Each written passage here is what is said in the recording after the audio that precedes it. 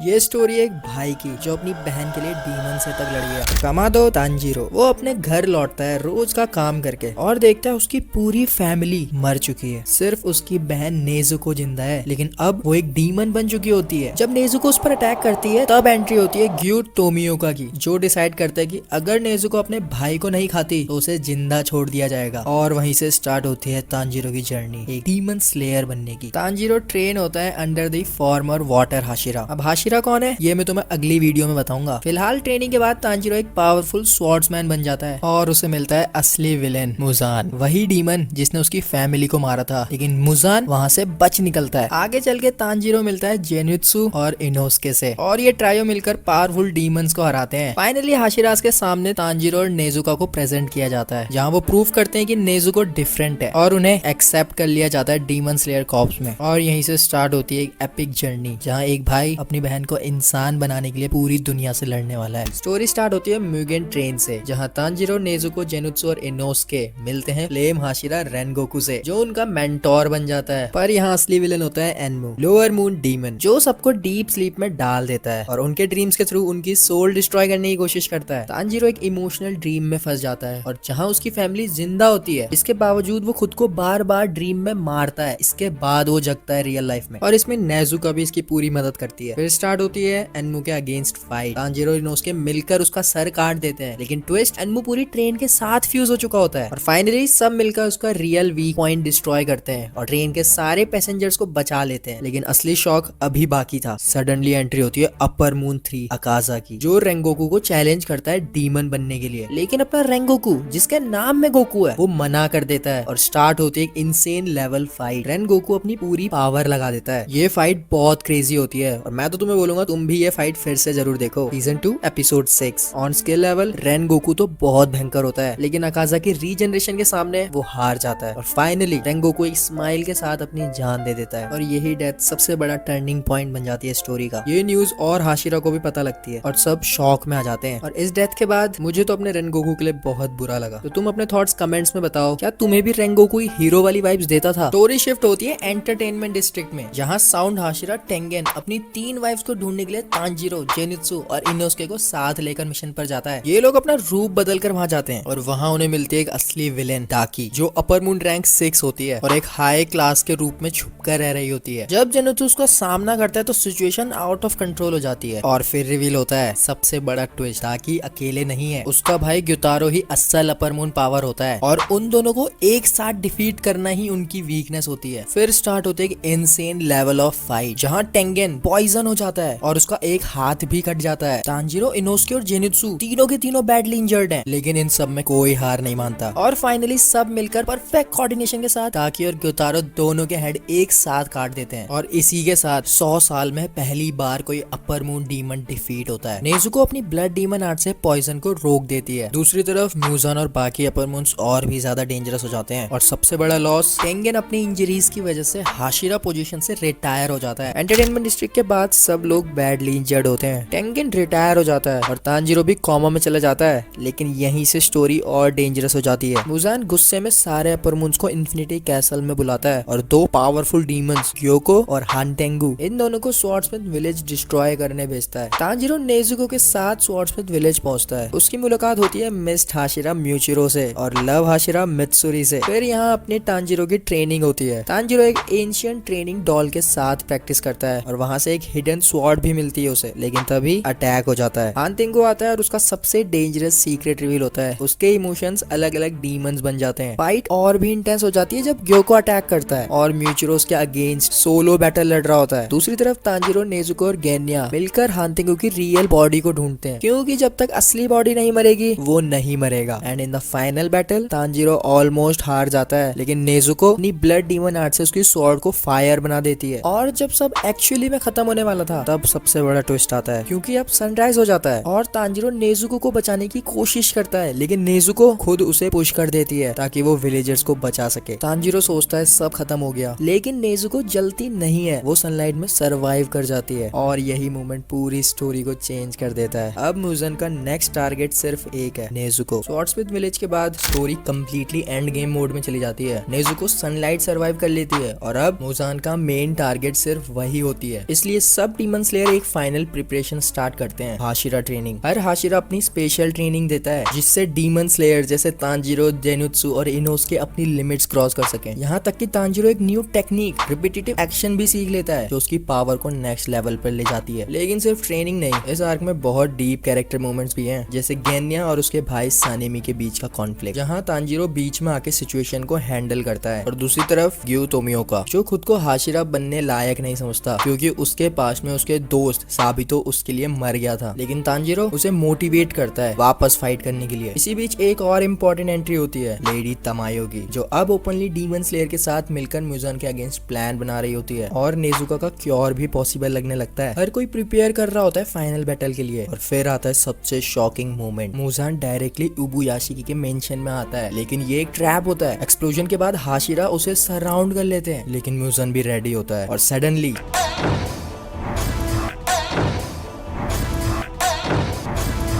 और यहाँ से स्टार्ट होने वाला है इन्फिनिटी का असल। उबुयाशी की मेंशन ब्लास्ट होने के बाद मुजान अपना सबसे डेंजरस मूव करता है और सडनली सारे डीमन स्लेयर को टेलीपोर्ट कर देता है इन्फिनिटी कैसल में। और ये प्लेस नॉर्मल तो बिल्कुल भी नहीं था, हर रूम कॉन्स्टेंटली मूव हो रहे थे और हर जगह डीमंस ही डीमंस। सबसे इम्पोर्टेंट बात, सबके सब अलग अलग जगह स्कैटर हो जाते हैं। तांजीरो को फॉल से बचाता है अपना ग्यू तोमियोका और दोनों मिलकर कैसल के अंदर डीमंस को फाइट करते हैं। दूसरी तरफ शिनोबू फाइनली फेस करती है अपनी बहन कनाए का किलर अपर मून 2 डोमा को। ये फाइट सिर्फ बैटल नहीं, रिवेंज की थी। शिनोबू अपने पॉइजन टेक्निक का फुल पावर यूज करती है, लेकिन डोमा बहुत ज्यादा पावरफुल होता है और फाइनली डोमा शिनोबू को एब्सॉर्ब कर लेता है। लेकिन यही था शिनोबू का मास्टर प्लान, क्योंकि उसके बॉडी में इतना पॉइजन था कि डोमा अंदर से डिस्ट्रॉय होना स्टार्ट हो गया। मीनवाइल दूसरी तरफ एक और इमोशनल फाइट चल रही होती है। जेनुत्सु का सामना होता है काइगाकू से, जो उसका एक सीनियर था और थंडर ब्रीदिंग यूजर भी है, लेकिन अब डीमन बन चुका होता है। एंड सबसे इम्पोर्टेंट बात, शेनित्सु और काइगाकू के मास्टर शिगोरो शेम की वजह से सुसाइड कर लेते हैं और ये बहुत पेनफुल सुसाइड होता है। ये न्यूज अपने जेनित्सु को हाशिरा ट्रेनिंग में ही मिल चुकी थी and this is the reason वो इतना सीरियस हो चुका था। Right now Zenitsu serious mode में है और हाई स्पीड बैटल के अंदर जेनित्सु अपनी खुद की बनाई हुई 7th फॉर्म रिवील करता है, फ्लेमिंग थंडर गॉड। मतलब तुम लेवल देख रहे हो, बंदे को सिर्फ फर्स्ट फॉर्म आती है या फिर सीधा 7th फॉर्म जो उसने खुद क्रिएट करी, बाकी सेकंड से लेकर 6th तक एक भी फॉर्म नहीं पता। और एक ही अटैक में वो काइगोकू को डिफीट कर देता है, लेकिन असली मॉन्स्टर अभी बाकी था। तांजीरो और ग्यू फाइनली फेस करते हैं अपर मून 3 अकाजा को। फाइट इतनी इंटेंस होती है कि तांजीरो ट्रांसपेरेंट वर्ल्ड अनलॉक कर लेता है, जिससे कि वो एनिमी की मसल्स और ब्लड फ्लो तक देख सकता है। और फिर रिवील होती है अकाजा की हर्ट ब्रेकिंग बैक स्टोरी। अकाजा का रियल नेम हकुजी था। वो एक काइंड हार्टेड पर्सन था जो कि चीजें चोरी करता था ताकि अपने फादर को मेडिसिन दे सके। कुछ समय बाद उसके फादर ने खुद सुसाइड कर लिया क्योंकि वो बर्डन नहीं बनना चाहते थे। And then Hakuji was taken in by martial arts master, जहाँ उसको मिली एक नई फैमिली और उसका लव, उसी के मास्टर की डॉटर कोयुकी। और फिर से एक बिग ट्रेजेडी हो गई। उन्हीं के राइवल डोजो के ग्रुप ने, या मैं कहूँ समुराइज ने, उनके वेल को पॉइजन कर दिया, जिसका वाटर पी के उसका मास्टर और उसकी होने वाली वाइफ दोनों की डेथ हो गई। गुस्से में आकर हकुजी ने 67 लोगों को मार दिया, लेकिन सब कुछ लूज करने के बाद वो टूट गया और मुजान ने उसे डीमन बना दिया। फाइनल मूवमेंट में जब तांजीरो उसका हेड कट करता है, तब अकाजा जो अपनी ह्यूमैनिटी भूल चुका था उसे वही याद आ जाती है और पहली बार अकाजा खुद रीजनरेट होना बंद कर देता है। एक मॉन्स्टर फाइनली पीस के साथ मर जाता है, लेकिन बैटल अभी खत्म नहीं हुई क्योंकि इन्फिनिटी कासल में अभी भी 2 अपर मून्स हैं और खुद मुजान भी।